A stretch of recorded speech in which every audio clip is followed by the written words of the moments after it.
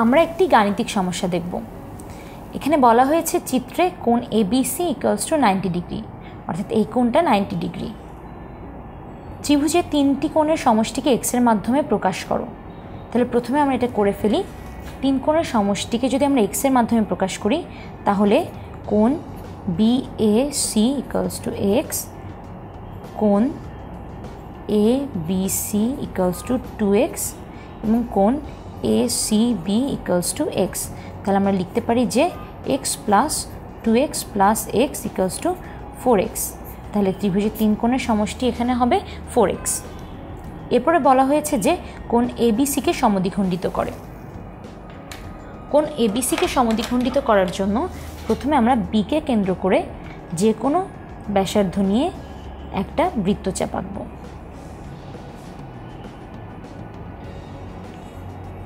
মনে করি বৃত্তচাপটি BCকে E বিন্দুতে এবং BAকে F বিন্দুতে ছেদ করে। এরপরে ইকে কেন্দ্র করে EF এর অর্ধেকের বেশি ব্যাসার্ধ নিয়ে আমরা একটা বৃত্তচাপ আঁকি।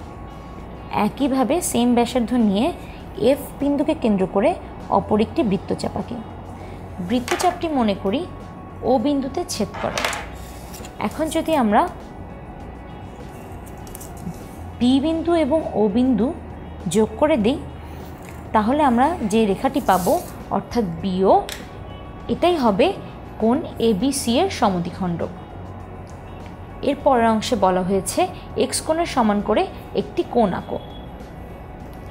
প্রথমে আমরা যে কোনো একটি রেখা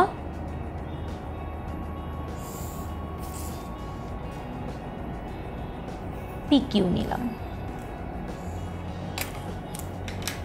PQ এর P বিন্দুতে আমরা একটা বৃত্তচাপ আঁকবো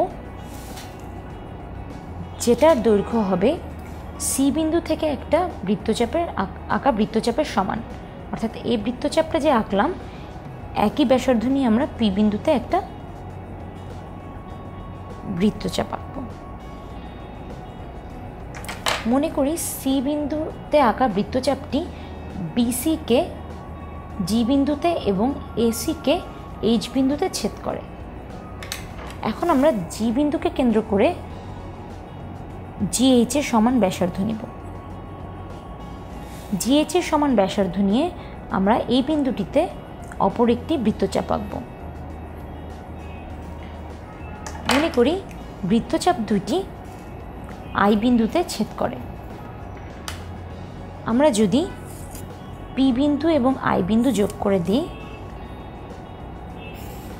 তাহলে আমরা যে কোণটি পাবো তা হবে আমাদের x কোণের মানের সমান, অর্থাৎ কোণ IPQ = কোণ x। তাহলে এভাবে আমরা এই ধরনের সমস্যাগুলোর সমাধান করতে পারবো।